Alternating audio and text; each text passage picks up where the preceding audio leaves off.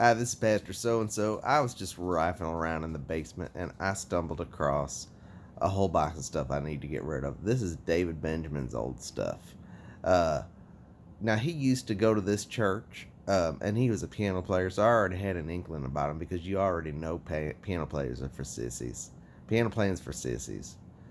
Well, anyway, uh, he started coming up against my ministry and started giving out license to sin.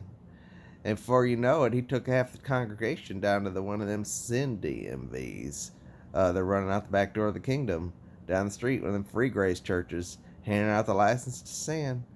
And so I had to raise the tithe, do a bunch of stuff to get people, few people that left,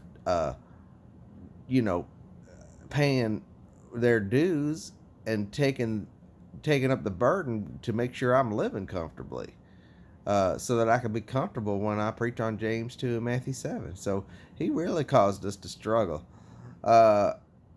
Well, anyway, I found down in the basement that he left a box behind.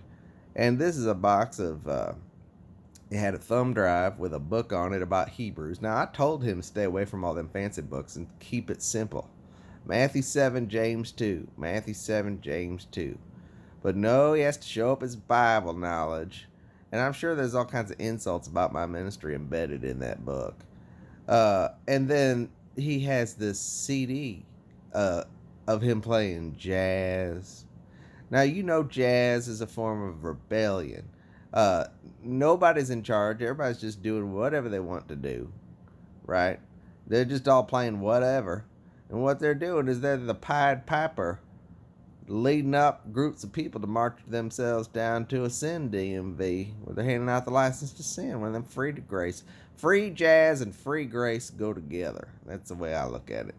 Well, anyway, my fourth wife wanted me to go ahead and raffle these off, get rid of them.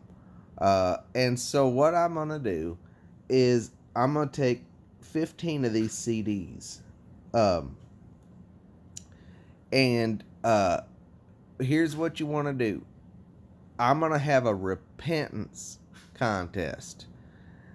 And whoever shows the most sorrowful and mournful repentance will be eligible to receive a CD and an electronic copy of this book, which I suggest you promptly take out to your backyard and burn, because that's what I'm doing with the rest of these.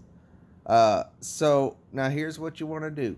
If you remember a couple months ago during the repentance debate, I had a repentance package. It was a sackcloth and ashes kit, and the idea was you put the sackcloth on, and it had I'm sorry, Pastor so-and-so on the front, and it had a website on the back where you could donate your tithes and offering. And what you want to do is you want to go to a public space and ring a bell, and then there was a bag of ashes. You pour the ashes on your head, and you say, I'm sorry, Pastor so-and-so. And this would let me know this was essential for figuring out who was really for us, and really bona fide members of this church. Well, I ran out of those. We sold like hotcakes. But I think what we can do, though, is if you get yourself a video camera and send me a video of you pouring, I don't know, if you got flour or sand over your head, and say, I'm sorry, Pastor so-and-so. Whoever demonstrates the most mournful and authentic repentance will be eligible for one of these CDs they can take out in the backyard and burn, as well as an email copy of the book, Hebrews study. We just need to get these awful things out of our basement. I'm going to burn the rest of them, but 15 of them are going to go to the most mournfully repentant people who respond with a video. And you can email me a link to your video, or just respond on the comments here with a link, and I'll figure out a way to get them uploaded so everybody can see. All right, take care.